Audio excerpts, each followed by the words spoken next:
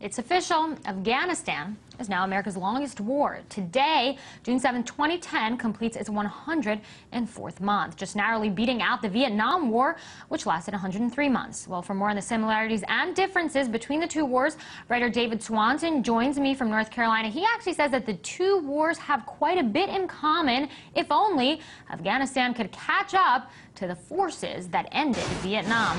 Hi there, David. So why don't you elaborate on that statement for us? What do you mean by that?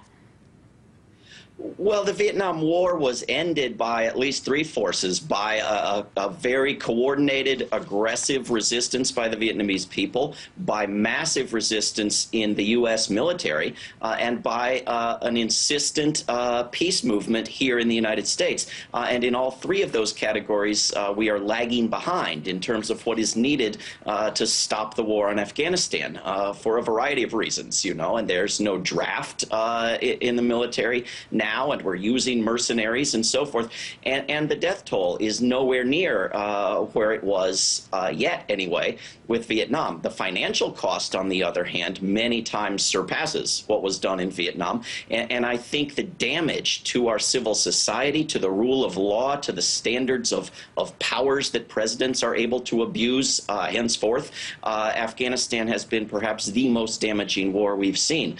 So we need that resistance, but we're not there yet. Now, America, of course, this is America's longest war, but like you said, it's far from its bloodiest. Experts said that the reason is, and perhaps this is also the reason it lasted so long, was because it was kind of in and out of focus. Much of the focus was on Iraq. So was that the sort of real problem here, that the war has lasted so long because the focus was elsewhere? I want you to bring Iraq into the picture here. Well, absolutely, but Iraq is not over yet either, and now it's going to be out of focus, and this is a major problem. Also, in the decades since the Vietnam era, we've expanded our presence around the world, so it's become almost routine to have major U.S. military presence in most countries around the world, and Iraq and Afghanistan are on the way to becoming just another two of those, and all talk of withdrawal is of withdrawal down to 50,000 troops or so, and then we'll see how it goes.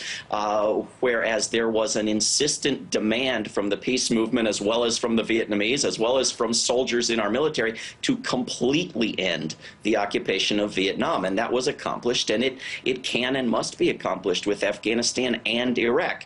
The two combined do have an incredible cost in terms of blood and in terms of treasure, but the bulk of the cost has been in Iraq, but now it's shifted so that we're spending more and we're losing more lives now in Afghanistan each month than in Iraq. And so who knows what the ultimate tabulation will be. Now, you mentioned withdrawal, July 2011, that's the date Obama gave. Is that a realistic date to sort of pull out troops, or at least start pulling out troops out of Afghanistan? Well, this treaty that Bush and Maliki put together says absolutely everybody out, whether you mislabel them non-combat troops or their contractors. No. I mean out of Afghanistan.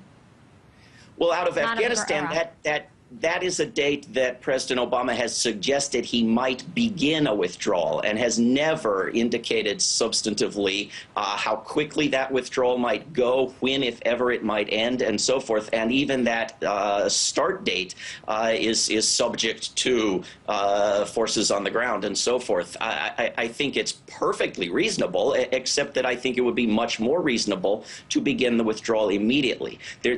We learned about Vietnam very late from the Pentagon Papers. We learned about all the lies and all the understanding that it was hopeless, but we were just sending more troops because we had to. We know all of that already about Afghanistan. It's public. We understand that no one can make a coherent case to keep us there, and yet we're escalating. Yet Congress is about to vote another $33.5 billion to escalate it.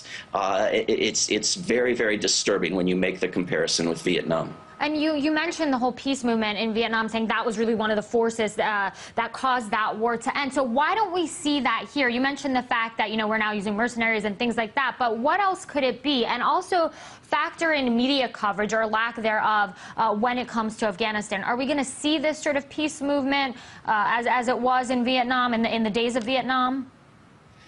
I think we have to, or we're done for, because this war will at best shift to another war in a neighboring country. We have to end this, and that will take a peace movement on this side of things as well as resistance over there. But the media is not just one factor, it's the biggest. And we saw images from Vietnam. We saw the blood. We saw the people skin burned. We saw the horror of it. Not as much as we might have, but far more than we see in the U.S. media now about these wars in Afghanistan and Iraq and Pakistan, which seem so blood-free and carefree and harmless, and yet are just as horrific, if not more, than what happened in Vietnam. That has to be changed. We have to build and support media outlets that show us the horror that we don't want to see. But we also have to get across the fact that this impacts everyone, not just those who don't have alternatives and sign up for the military. The draft was a big factor.